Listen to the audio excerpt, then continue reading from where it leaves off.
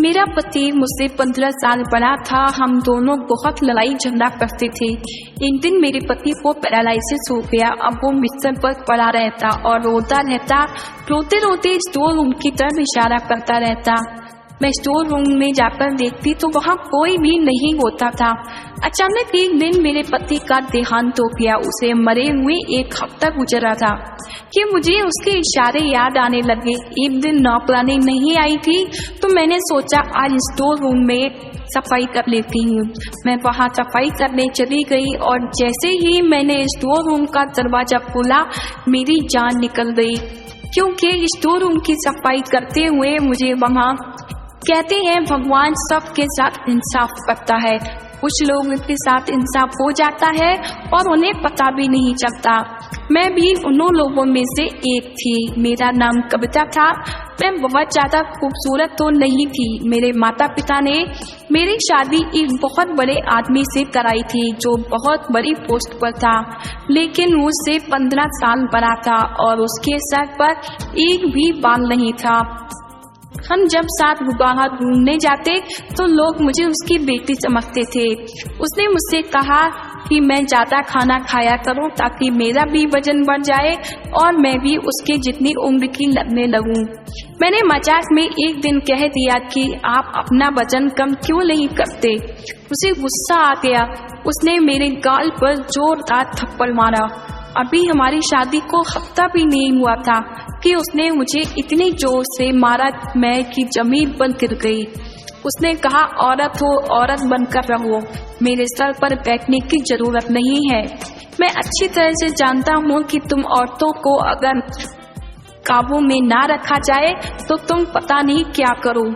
यहाँ इस घर में तुम मेरा खाती हो, मैं ही तुम्हारे लिए सब करता हूँ। तुम्हें कोई हक नहीं मेरा मजाक बनाने का। मैंने कहा मैं मजाक नहीं बना रही थी, लेकिन उसने मेरी इतनी सी बात का बहुत बुरा मान लिया और बहुत दिनों तक मुझे ताने देता रहा। वो मेरे लिए ऐसी चीजें लेकर आता था जिससे मेरा वजन बढ़ जाए। कभी मेरे लिए पिज्जा लेकर आता, कभी बर्गर। मुझे ये सब खाने की आदत नहीं थी, इसलिए मेरा पेट खराब हो गया। पर उसने तब भी कहा अगर तुम खाओगी तो यही चीजें खाओगी वरना नहीं खाओगी। उल्टी सीधी चीजें खाने से मेरा वजन तो बढ़ गया, लेकिन मैं बहुत बेढंगी सी लगने लगी थी। सब मुझसे कहने लगे थे शादी के बाद तुम्हें क्या हो गया, पहले तो अच्छी खासी खूबसूरत हुआ करती थी, इतनी जल्दी वजन बढ़ा लिया। मेरे ऊपर जो ज्यादती हो रही थी वो किसी को बता भी नहीं सकती थी।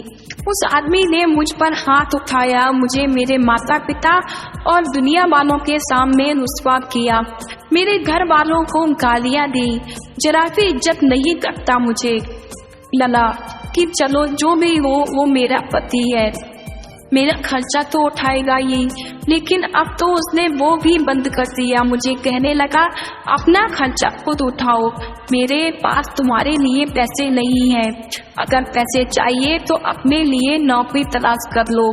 जीवन में सुकून जैसी कहीं कोसी गई थी। रोज कोई ना कोई हंगामा जरूर करता। मैंने स्कूल में नौकरी करनी शुरू कर दी।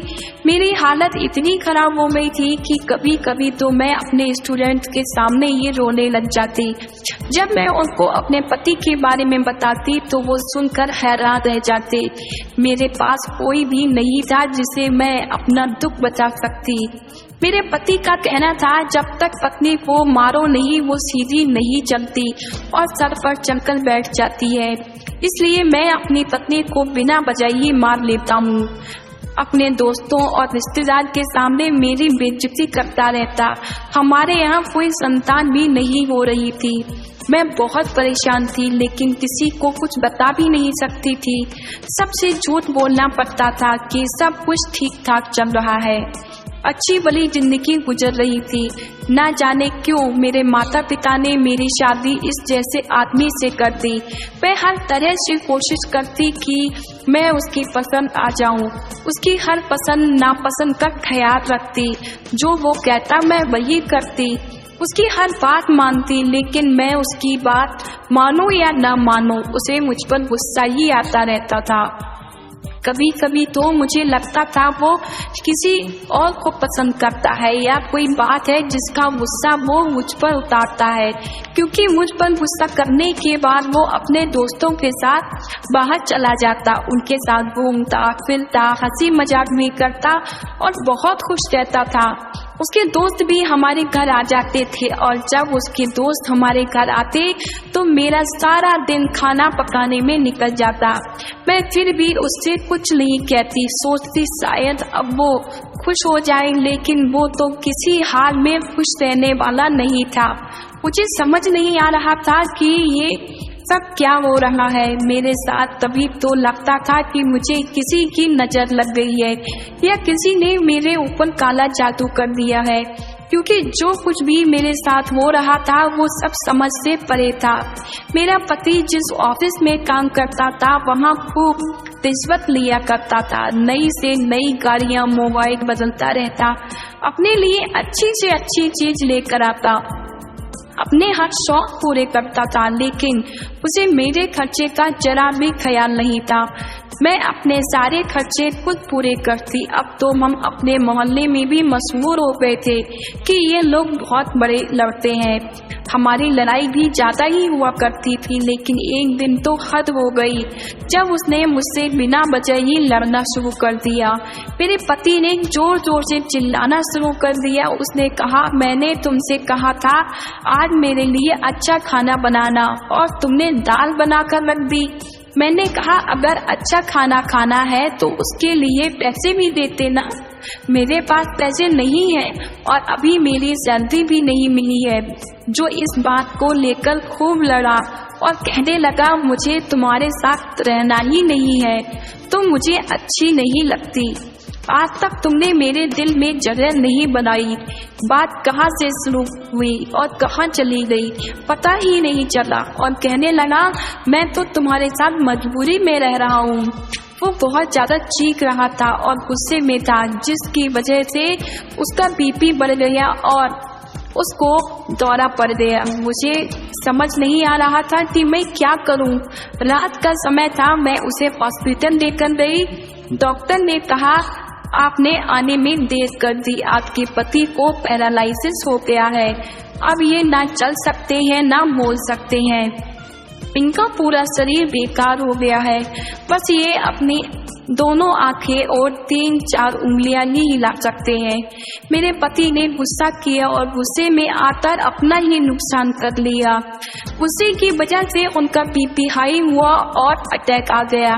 खैर हफ्ते भर हॉस्पिटल में रहे, फिर घर आ गए।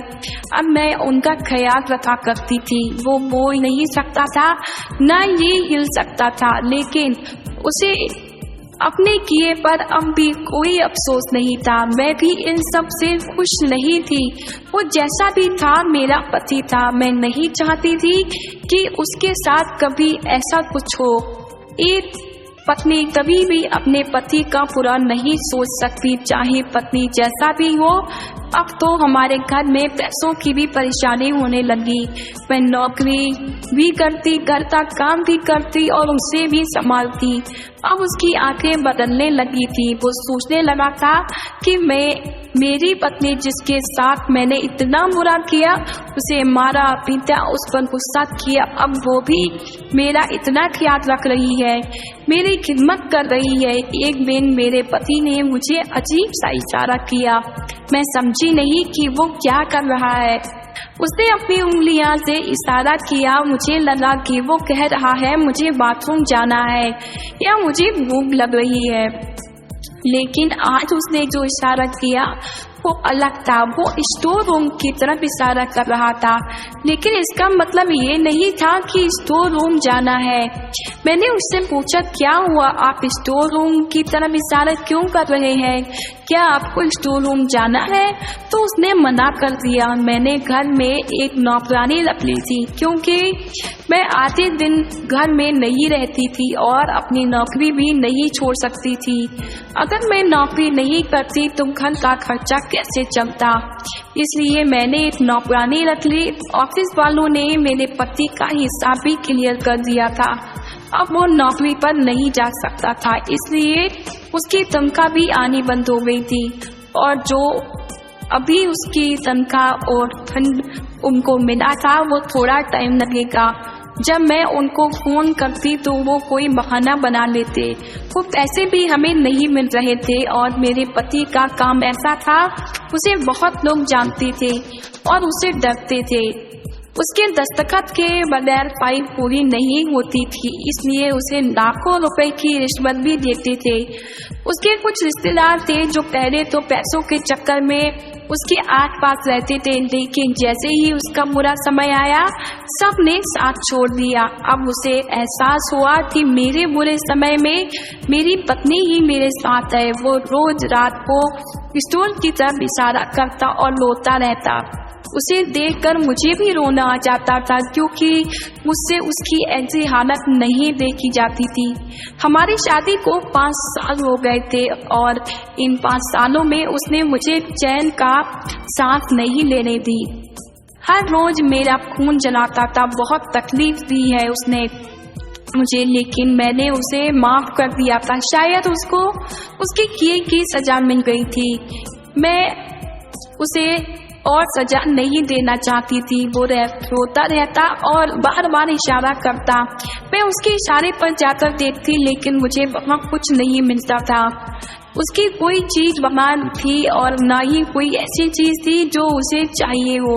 अब बार बार इंसान एक चीज की तरफ इशारा कर रहा हो, उसका यही मतलब है कि कोई बात तो जरूर है, लेकिन मैं समझ नहीं पा रही थी। एक दिन उसकी कजिन हमारे घर पर आई और हैरत की बात है वो उसे तो नहीं मिली, लेकिन मुझसे अजीब गरीब बातें कर रही थी। कहने लगी, तुम्हारे पति की तनख्वाह और फंड के पैसे कब मिलेंगे? मैंने कहा पता नहीं, मैं तो रोज फोन करती हूँ, वो लोग कुछ ना कुछ बहाना बना देते हैं। कहने लगी, बहुत सारे पैसे होंगे ना, तुम इतने पैसों का क्या करोगी? मैंने कहा अपने पति का इलाज करवाऊंगी, हो सकता है दूसरे शहर में इनका इलाज हो जाए। तो मुझसे पूछने लगी, कहीं तुम्हारे पति ने दूसरी शादी तो नहीं कर रखी थी? मैंने कहा मुझे नहीं पता, लेकिन वो मुझे अपने पैसों नहीं देते थे। बोली, तब तो जरूर इसने दूसरी शादी कर ली होगी। मैंने कहा अगर ऐसा होता तो वो औरत अभी तक यहाँ आ गई होती, लेकिन मेरे पति ने मुझे ऐसा कुछ नहीं बताया और ना ही उसने मुझसे छुपाकर कोई दूसरी शादी की है। उसने कहा तुम झूठ बोल रही हो, इसकी सारी दौलत तुम्हारे पास ही है। ये कई लोगों से लाखों रुपए रिश्वत लेता था, तुम्हारे ऊपर ही उड़ाता होगा, तुम्हारे नखरे देखता होगा। मुझे भी गुस्सा आ गया। मैंने कहा देखो, मैं खुद नौकरी करती हूँ, सर्दी हो या गर्मी, मेरी तबीयत खराब हो, मैं जरूर अपनी नौकरी पर जाती थी।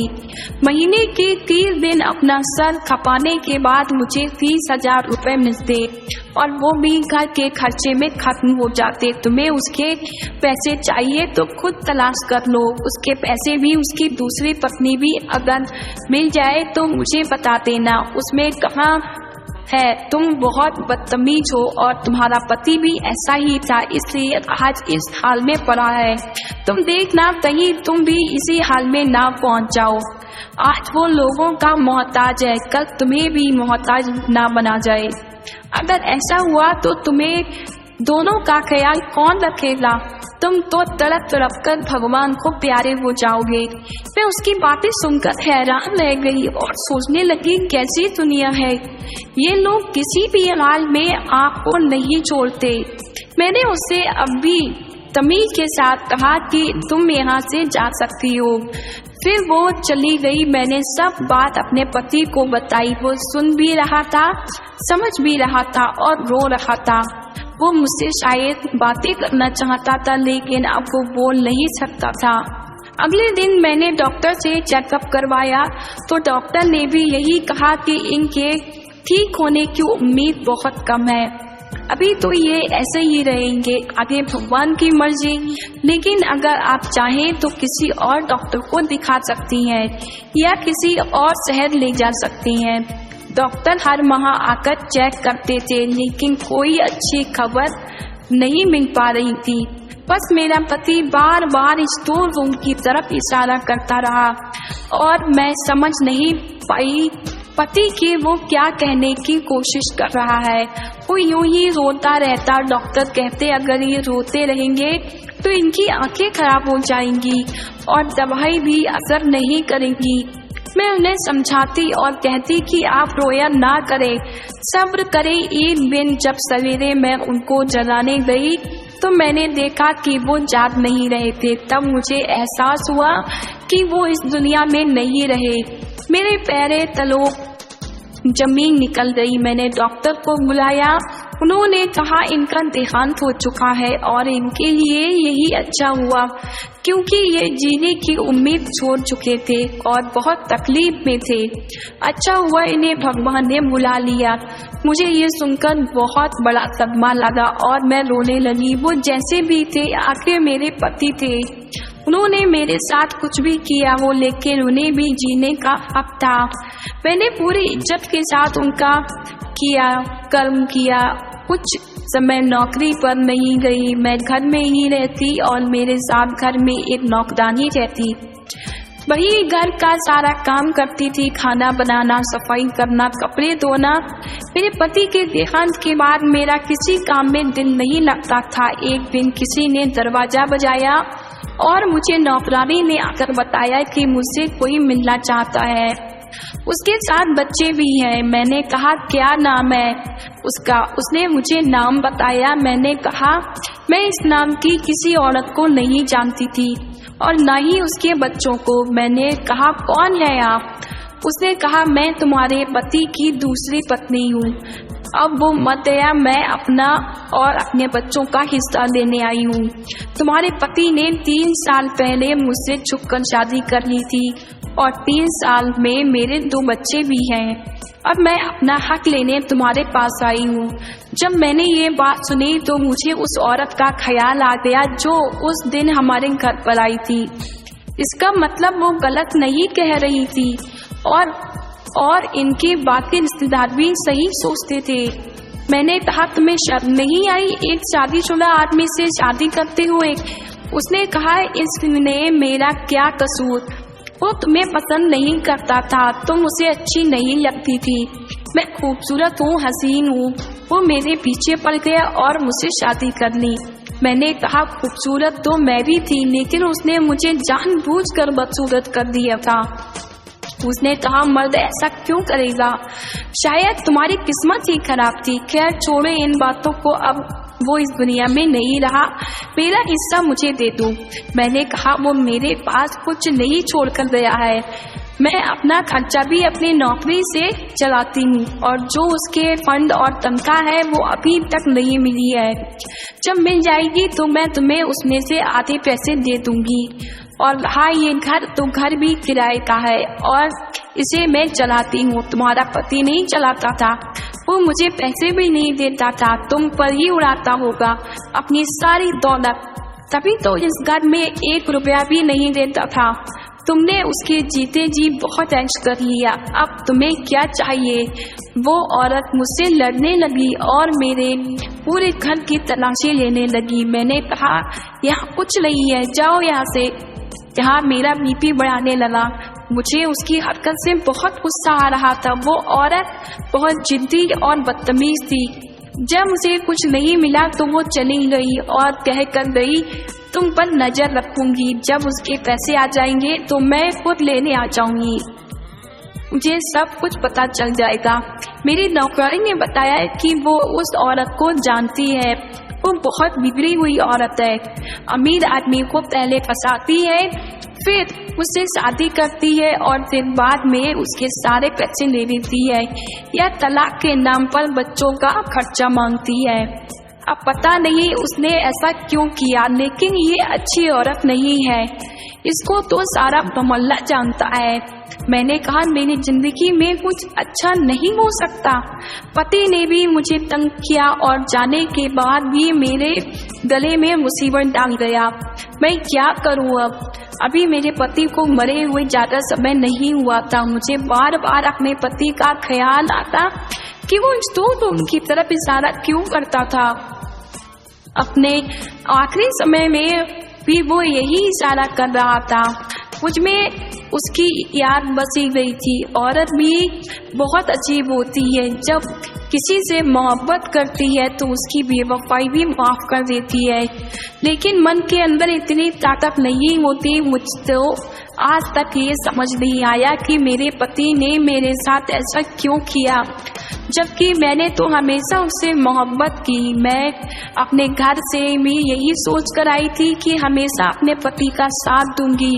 मैं देखने में अच्छी नहीं थी, लेकिन शायद उसके दिल में जगह ना बना सकी। और औरत खूबसूरत है या नहीं मर्द की नज़र तय करती है। अगर कोई औरत एक मर्द को खूबसूरत लग जाए और अगर वो खूबसूरत ना भी हो तो भी उसे अपने दिल की मलिका बनाकर रखता है। और वो कभी कभी बहुत खूबसूरत औरत भी मर्द के दिल को नहीं भाती, तो उनकी हालत मेरे जैसी हो जाती है, क्योंकि आजकल तो हालात ही ऐसे थे। मैं अब दिन भर रोती रहती, खाना भी नहीं खाती थी, हर समय दिमाग टेंशन में रहता था। लेकिन मेरे पास अब क्या रह गया था, मेरी उम्र भी अभी कोई ज़्यादा नहीं हुई थी, मुझे किसी से शादी भी नहीं करनी थी। मेरा ऐसा कोई इरादा नहीं था, मैं सिर्फ अपनी ज़िंदगी चैन सुकून से और अपने तरीके से जीना चाहती थी। और मेरा दिल में अब कोई जगह बाकी ना रह गई थी, मेरी ज़िंदगी का कोई मकसद नहीं था। मैं घर में ही रहती, मेरे पति के पैसे भी नहीं आ रहे थे और उनकी दूसरी पत्नी फ़ोन करके मुझे परेशान करती रहती, पैसों का पूछ कर मुझे तंग करती रहती। मेरे पास सब पैसे खत्म हो गए थे। मैंने नौकरानी से भी कहा कि वो काम छोड़कर चली जाए, मैं अब उसको पैसे नहीं दे सकती। मैं हैरान रह गई जब एक दिन वो मेरे लिए खुद अपने घर से खाना बनाकर लाई और कहने लगी, आप बहुत अच्छी हैं मैडम, आपने मेरा बहुत ख्याल रखा है, मेरे पास इतना ही है मैडम, मैं आपके लिए खाना ही ला सकती हूँ। उस दिन मुझे पता चला कि अगर हम दुनिया में किसी अच्छे इंसान के साथ अच्छा करते हैं तो वो हमारे साथ उससे भी अच्छा करता है।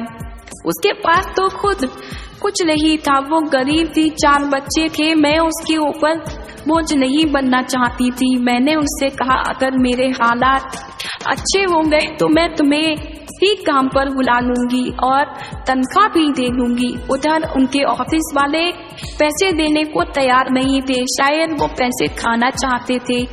इधर उनकी पत्नी ने मुझे तंग करके रखा था। मेरी एक दोस्त थी जिससे मैंने उधार ले रखा था और किसी तरह खाना पीना चला रहा था, वो भी खत्म होने वाला था। मैं बहुत ज़्यादा परेशान थी, नौकरी को भी मैंने हटा दिया था, घर भी कुछ बहुत ज़्यादा गंदा हो रहा था, वैसे भी करने को कुछ नहीं था। मैंने सोचा आज सफाई कर लेती हूँ। मैं स्टोर रूम में चली गई, वहाँ जाते ही मुझे अपने पति की याद आने लगी। मैं सोचने लगी वो बार बार इशारा क्यों करते थे। इधर अचानक मेरा पैर फिसल गया और मेरा हाथ दीवार पर लग गया, जिसमें मेरे कलाई में चोट लग गई और वहाँ एक टाइल्स टूट गया। जब मैंने उस तरफ देखा तो मेरे पैरों तले जमीन निकल गई। मुझे यकीन नहीं हुआ कि मेरी आंखें क्या देख रही हैं। इस दीवार के पीछे एक कमरा बना हुआ था और उसमें एक तिजोरी बनी हुई थी। जब मैं अंदर गई तो मेरे पैरों से जमीन निकल गई। उसके अंदर ढेर सारी दौलत, सोना, चांदी और न जाने क्या क्या कुछ नहीं था। मैं समझ गई वो इसी तरफ इशारा किया करता था, लेकिन बता नहीं पाता था। जैसे कि मेरे पति के बारे में मशहूर था कि वो बहुत ज़्यादा रिश्वत लिया करता था, शायद ये सब उन्हीं रिश्वत के पैसों का बना हुआ था। मैंने सब सामान बाहर से निकाल लिया और उस जगह को बंद कर दिया और पहले की तरह कर दिया ताकि कोई पहचान ना सके। अगले दिन मैंने नौकरानी को बुलाया और कहा कि घर का सारा सामान पैक कर दो, मैं यहाँ से जा रही हूँ। वैसे भी यहाँ घर किराए का है। मैं सोच रही थी दौलत में से कुछ हिस्सा अपने पति की दूसरी पत्नी को दे दूंगी, लेकिन नौकरानी ने बताया कि वो दोनों बच्चे उसके नहीं थे। वो झूठ बोल रही थी, वो बच्चे किसी और के थे, वो आपके पति के बच्चे नहीं थे। वो औरत हमारे मोहल्ले में रहती है। कल एक आदमी आया था और अपने बच्चे लेकर चला गया। हो सकता है आपके पति ने उससे शादी ना की हो। वो झूठ बोल रही हो, क्योंकि ये औरत ऐसे ही ड्रामा करके पैसे ऐंठती है। मैं खामोश उसकी बात सुनती रही। मैंने नौकरानी को उसकी तनख्वाह और कुछ पैसे दे दिए। मुझे लगा शायद मुझे ऑफिस से पैसे मिल रहे हैं, लेकिन ऑफिस वाले तो पैसा खाकर बैठ गए थे। मैं वहां से चली गई। मैंने कुछ सामान भी उसे दे दिया और थोड़ा बहुत सामान अपने साथ लेकर दूसरे शहर में चली गई थी। वहां पर ही मैंने नौकरी करनी शुरू कर दी। आज मेरे पास घर भी है, गाड़ी भी है और मैं अपने पति के नाम से एक अनाथ आश्रम बनवा रही हूँ, क्योंकि ये पैसे उनके ही थे, उन्हीं ने रखे थे और वो तो मुझे देना भी नहीं चाहते थे, लेकिन शायद किस्मत को यही मंजूर था, ये पैसे मुझे ही मिलने थे। मैं इन पैसों से कोई अच्छा काम करना चाहती थी। ये सब सुनने में अजीब लगता है, लेकिन मेरा पति मुझसे 15 साल बड़ा था। उसने इतने सालों में ये पैसे जमा किए थे, लेकिन वो इसे खर्च नहीं कर पाया। यही तो जीवन है, इसमें ऊंच नीच होती रहती है, लेकिन अब मैं किसी पर भरोसा नहीं कर सकती, इसलिए दूसरी शादी नहीं करना चाहती। मैंने आगे पढ़ाई करने का फैसला किया है ताकि मैं एक अच्छी जॉब कर सकूं, क्योंकि चाहे आपके पास दौलत का दरिया क्यों ना हो, वो एक दिन खत्म हो ही जाता है। मैं अपने पति को खुशी से याद करती हूँ और उसकी आत्मा के लिए भगवान से प्रार्थना करती हूँ, क्योंकि वो जैसा भी था मेरा पति था। दोस्तों, उम्मीद करती हूँ आपको हमारी कहानी पसंद आई होगी। कहानी पसंद आई है तो वीडियो को लाइक करें, चैनल पर नए हैं तो चैनल को सब्सक्राइब करें। मिलते हैं एक नई वीडियो के साथ।